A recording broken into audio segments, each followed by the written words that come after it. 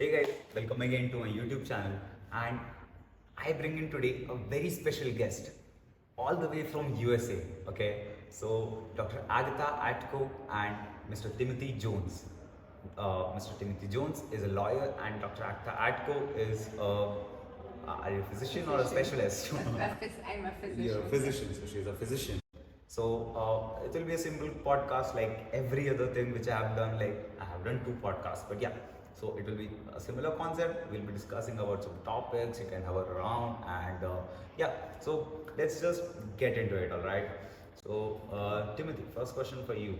Like I have seen that you're a lawyer and you have an entrepreneurial spirit, and you have come to India to explore about the manufacturing of some product, and you are visiting the industrialists.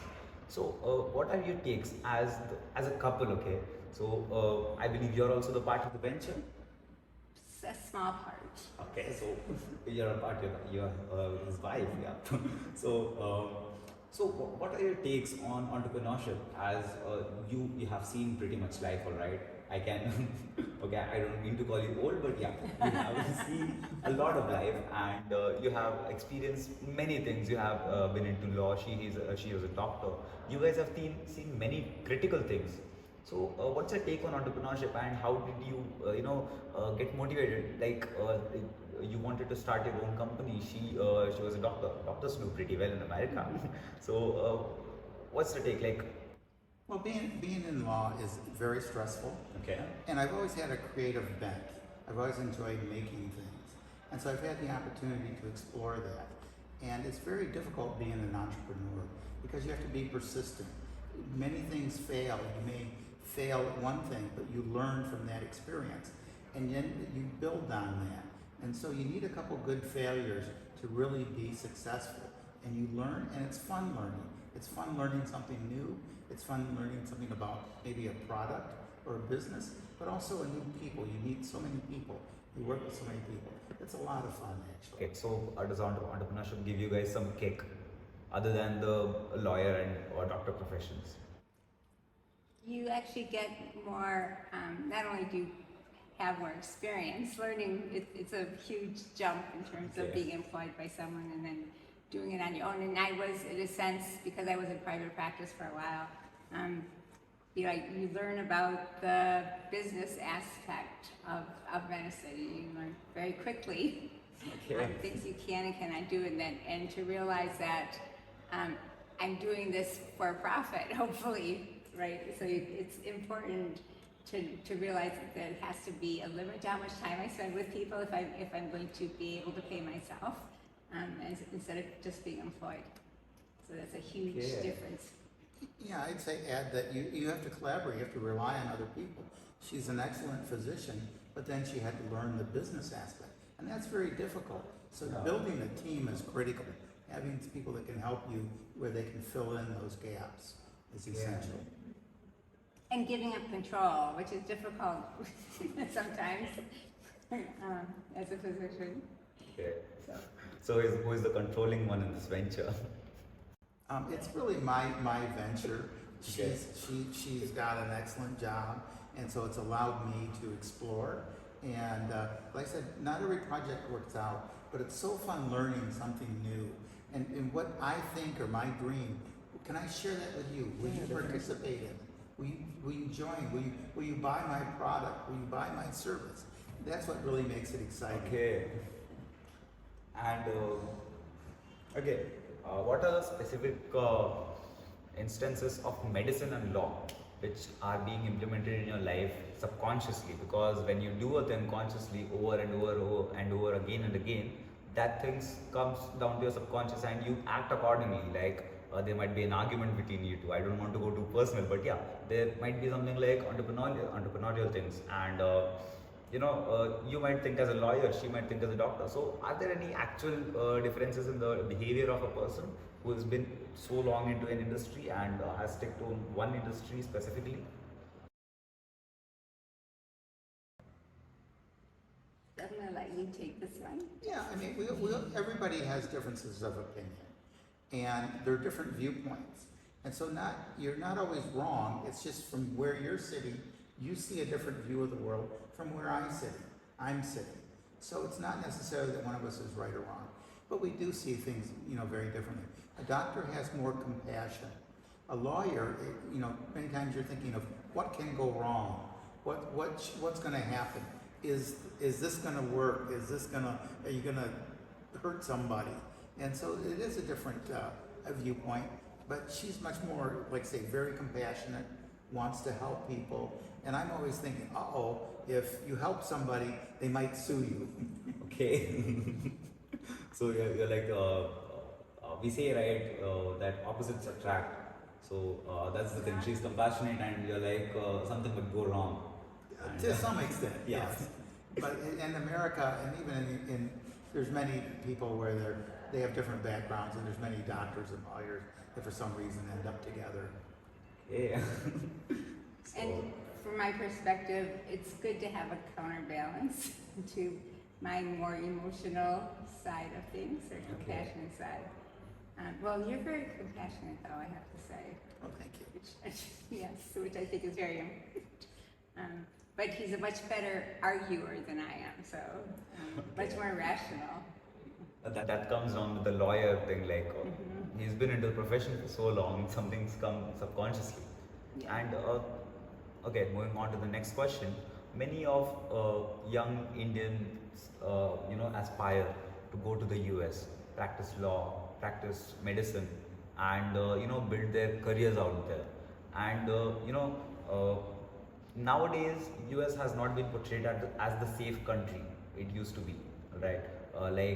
US used to be the superpower, and nowadays something like school pistol crimes and everything, these are rapidly raising in the US. So what do you think? Is US a great country to go if you're aspiring to earn a lot of money? First thing is money, all right. So if you want to earn a lot of money, get in the the profession of law and medicine, and build a sustain a life in US. So what do you think?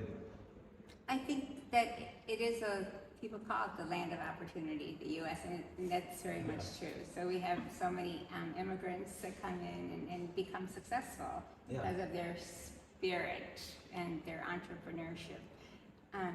I think many Americans are open to that because they themselves came from that kind of background, or their parents from that kind of background. So we're more welcoming in that regard. I should say more welcoming because it depends on what country I would be talking about. But we tend to be a very welcoming culture, which is incredibly important. And I think that you have to be adventuresome, and you have to be able to put up with some amount of distress, because when you move to another country or another culture, things are different. The food is different. The people are different. The customs are different. And so that's a cost, a burden that many people bear that you don't think of. You think over the money, but your living expenses are higher.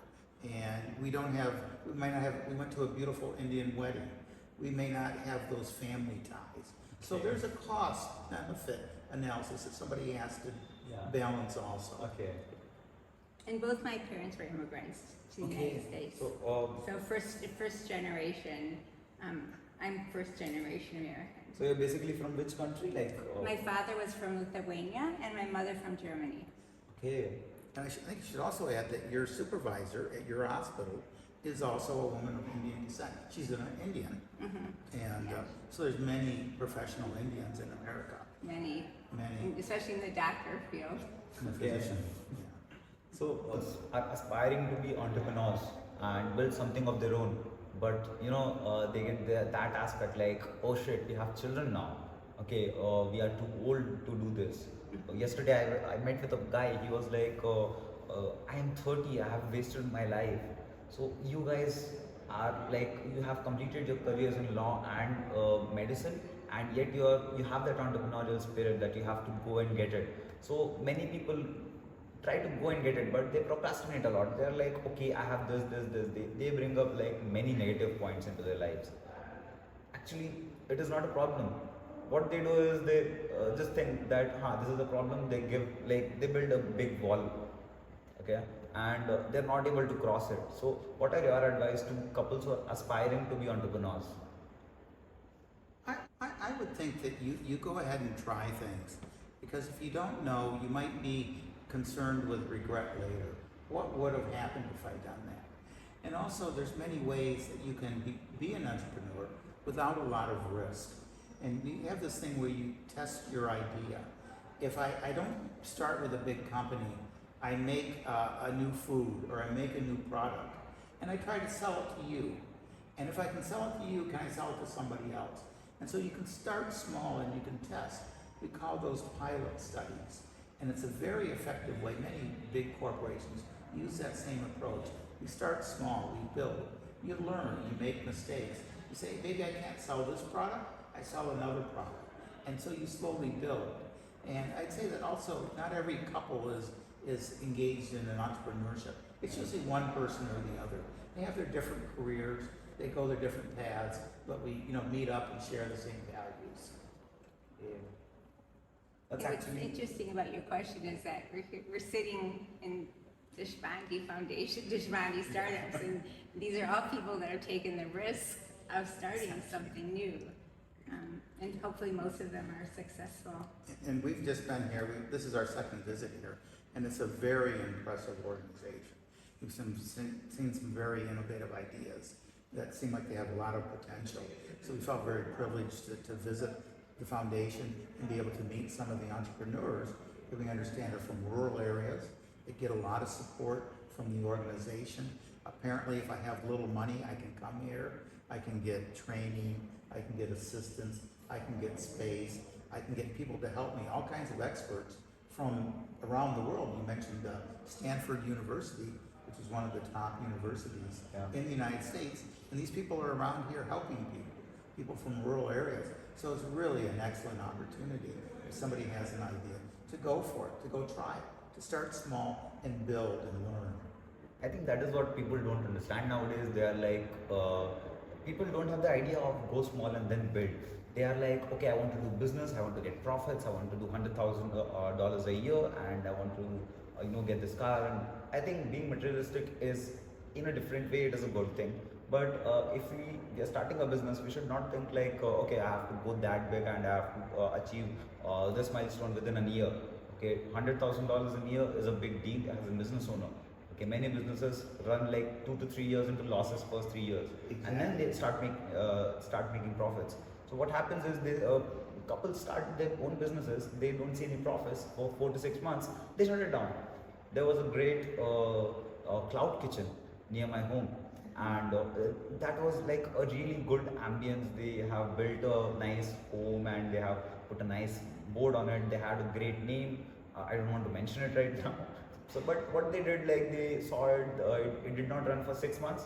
They closed it off. They closed the venture. They went back to their homes. So this is one of the things. Like you said, start small and then get big. Don't try to get big in the first place. Exactly. Like here at the foundation, I don't even have to buy a chair or a desk. I can use a chair or desk. I can borrow a computer. I can borrow all kinds of machinery. They've got all these services that you can start with almost nothing. I think I can come here with maybe no money at all. They do provide the services, like they do provide office space and everything for complimentary, like actually like some months until you're sustainable in a business. Exactly, and then you learn from other entrepreneurs, and so it's really an excellent opportunity. So don't let the worry about money, because many businesses lose money. You're right, it takes money, time, experience. You have to have like the optimal amount of money, you have to have the optimal amount of experience, and you have to have like the optimum timing in the market. And this really allows you to work with all those factors to test your idea, to start and to build. And then some of these companies here have 50, 60 employees, and they're making a lot of money, and they get a very excellent rate on their start, and then they can move on to bigger facilities. Okay. So, I think this would be the last question. Okay. As a couple, what expertise do you bring in, like as a medicine sector, as a law sector, in your entrepreneurial journey? I believe like in the his part would be the like all the legal terms of the businesses he would handle like in the right way. So there are 4 to 5 people in a business. Like there's a closer, there's a what do we say? Not really. Shit. is Well, embarrassing. actually, many businesses start with just one person. Yeah, so what's your specific roles as like, you're a lawyer, she's a doctor, she comes from a medical field, she has knowledge of science and stuff, and you think very practically, you think to the point what wrong could happen and how we could do it right. You have to compete with many minds, okay? To win a case, you have to compete with the other lawyers, and they have a team back there, and different things go on.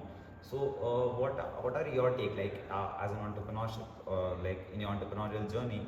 What do you think? Like you have just started, right? Your entrepreneurial journey. You have come here to see the product. You go to the manufacturing stage and everything. So, what do you think? How would it result? Like your practical thinking and her science and the More fast brain, emotional, compassionate. side. compassionate. It's excellent having her because she'll say, that's a stupid idea. Okay. You're thinking of doing something, and that's stupid. And then it causes you to rethink. So you really got to keep an open mind to listen to the negativity. When people, not negativity, but somebody has a difference of opinion, think of those because they give you the best advice. The people that are your friends may tell you, oh, I love your product and it's wonderful. But if you ask them to buy your product, they may not buy it.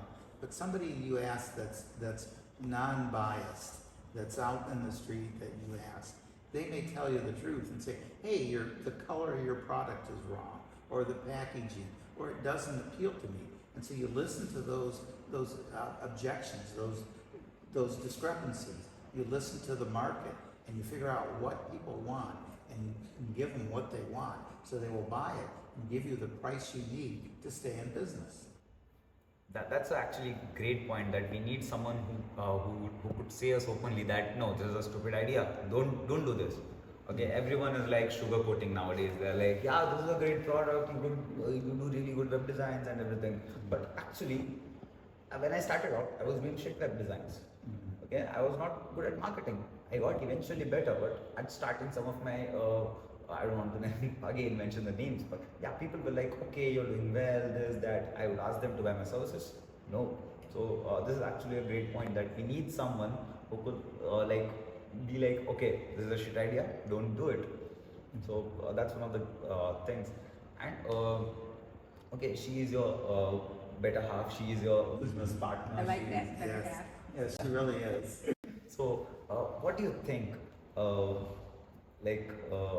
What would be the difference between you and a single guy? There's some advantages of a partnership, and you have a marriage and a partnership. You guys know each other for a really long time, and that would end up in a really good way. So, what are the main key points where you have the upper hand with a single man? That's a difficult question. I haven't really thought about that one. You do have more freedom, but you don't have that counterbalance. You don't have somebody saying, is that a good decision?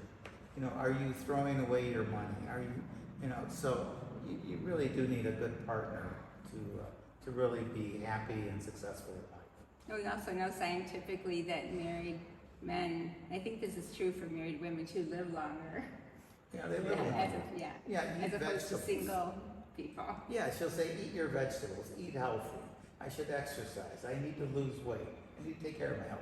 And that's really important for many men, at least in America. We disregard our health. But it's also partly companionship, like that, the friendship that's involved. Yeah, you have a bad day, somebody to console you or say, honey, it'll get better. Or, honey, you were stupid. You were wrong. You need to, get over it. I don't want to hear it. You're wrong. Yeah. I like that part where it's like, okay, honey, it will get better, and the same thing, like the other side is like, honey, you're stupid, okay, don't do this shit. So that's a really good thing.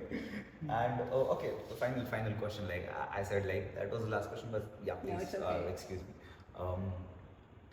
How do you maintain a work-life balance and your love-life balance, everything, like your complete life balance as an entrepreneur and as a lawyer and a doctor? Because personally, I thought when I started my journey in entrepreneurship, I thought of cars and everything, flashy stuff like, okay, this will be a comfortable lifestyle, this, that. But I don't actually have a schedule. I can't actually, I'll be honest with everyone, I can't actually maintain a schedule. I can't maintain a work-life balance because yesterday night I have to give an all-nighter because I have a website to be submitted today evening. So I have to sit all night and make the website and do the animations and stuff and then post it. So that was one of the major takeaways from my side of entrepreneurship, that I think that we don't have any schedule. We have to go with the flow. So what is your thing? Like how you guys maintain your work-life balance and you know you guys still pursuing law and medicine, I believe. Yes. So So that's a entrepreneurship, really- law, that's a medicine, and really marriage. good- So how does It's a it really go? good question because I think, at least from my perspective, I should be able to put more time into home and husband. And you will sometimes complain about that, which is okay.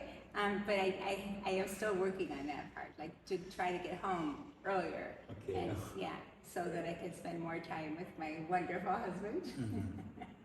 Yeah, it's a difficult issue, and I think each person, each couple has to find a balance that works. And also, I think that once you get started and you get a successful business going, then it becomes easier. You assemble a team, you have people to worry for you, to take on their obligation. So I think everybody has to find their own balance and ideal. There's ups and downs in life, as we all know. Okay. And there has to be a set of priorities in your life, like set your own priorities and what's most important. And I think once you start setting those priorities, then you can start focusing on them. That's actually a great point. You have to have priorities in your life, and then you can act accordingly to your priorities. It won't always work out perfectly, but at least at some point I'll remember what my priorities are. Okay. So it was actually great meeting you guys. Okay. Before this podcast also we were having coffee. I had a really great conversation. I really love the way you think and the way you are actually, because you guys did not give up after having a successful law and medicine career. You were like, I want more from life. So yep. So it was great. It was a great experience having you on my podcast, and I believe when I get famous and I get $1 million from the YouTube podcast, I'll fly you guys to Dubai, and then we'll do a podcast in Burj Khalifa. Okay, Does that sound we're great? gonna hold you to that. No. We're gonna make a contract for that. Write it out, yes. That's And something. you're a great interviewer, to be honest, because Yeah. I feel very comfortable Thank you. with this. Although I was quite nervous when you first suggested this. So thank you for allowing us to participate. Thank you very much. And so that is it, guys. So this was my third podcast, and let's hope many of these come and go, and let us do that podcast in Burj Khalifa in the next upcoming years. I don't want to set a benchmark for that, like in the next 5 years or something, but yeah, we will do it. Okay, Excellent. sounds So- great. All right. Thank you. Thank you very much. Do you want to ask us a couple more questions or not? No, You don't want to ask us about Donald Trump? I don't want controversial things on my Well, YouTube you channel. do want controversial. That's really very important, the whole thing about, because he's very dangerous, but you can contact us in the future. Actually, speaking of that special person, do people in India, what do they think of him as a general?